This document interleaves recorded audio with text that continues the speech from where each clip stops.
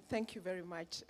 I must state at the outset that it's a real pleasure to be here at this dinner to congratulate the top 100 mid-sized companies. The first thing I wish to say is that I'm very happy because these companies are involved in real business and not bling-bling business, if you see what I mean. I state that very frankly because for a long time in this country, many have always believed that one could not make an honest living without doing a bit of bling-bling on the side. And for this reason, a lot of people, including our young people, when they look at any successful person, they are hard-pressed to believe that their success has been as a result of particular effort and particular endeavor. And I'm also, if I could mention one particular piece of information, one of the gentlemen sitting here and who has been part of the top 100 was a client of mine when I was in the private sector. And I recall, I can't quite remember where I was coming from, but we were at an airport, and he was telling me how it was very, very difficult for him to do business. He had gone to the banks, the local banks, I hope they have changed since then, and tried to get a loan to buy an aircraft engine. I think you now know who he is. And they wouldn't give it to him. And he had to go all the way to, I think, Canada or something like that to get the engine that he required for his aeroplane. But the point I'm making, and which was alluded to much earlier by, I believe, my friend Linus, was that there has been some reluctance even by government, and I believe that bank was then fully owned by government to assist local enterprise. But I must say that a lot has changed since then, and we hope that being in government will continue to encourage this support, and we have been doing so with my friend P.S. Nalo, with whom we have worked very closely. We have spent many long nights, sleeping at 3 a.m., doing the East African program so that we can ensure that we create a bigger market for what you're doing here. And the other reason why I needed to mention that the kind of business, the business you're doing is real business. This is very important for a country such as Kenya. Because when people do real business, when it comes to governance and leadership, they will also seek to get real leadership.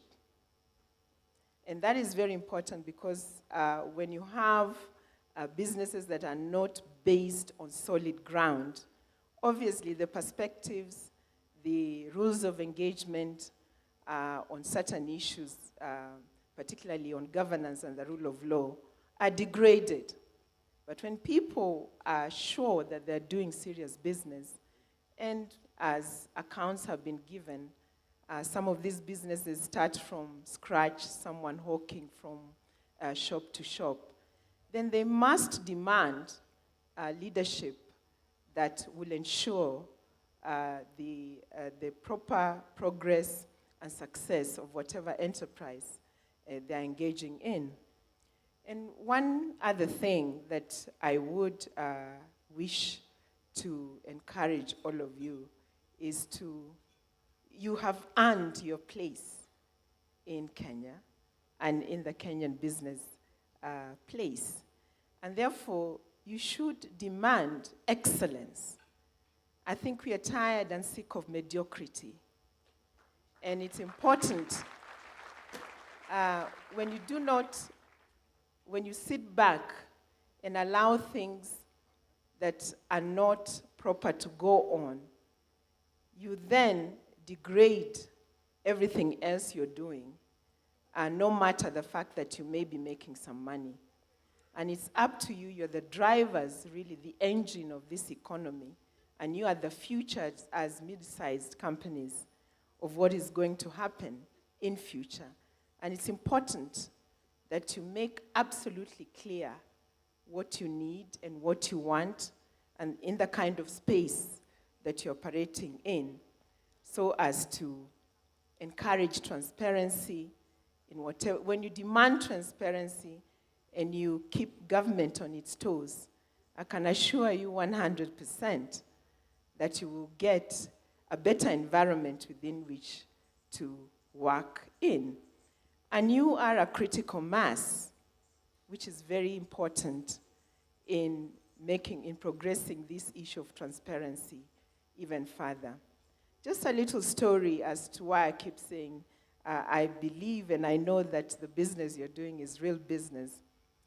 When I went to get my dinner, I bumped into two gentlemen who briefly told me that they have been part of this process. And I think they did win awards in the last year. I don't know if they're winning any awards this year.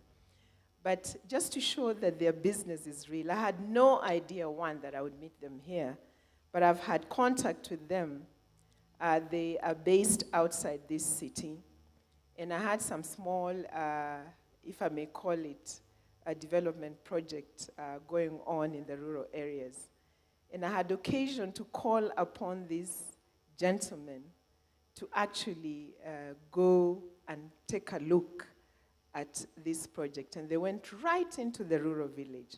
So how real is this business? It is real. And I think if we have that kind of attitude, then obviously we have a brighter future than what a lot of people perceive.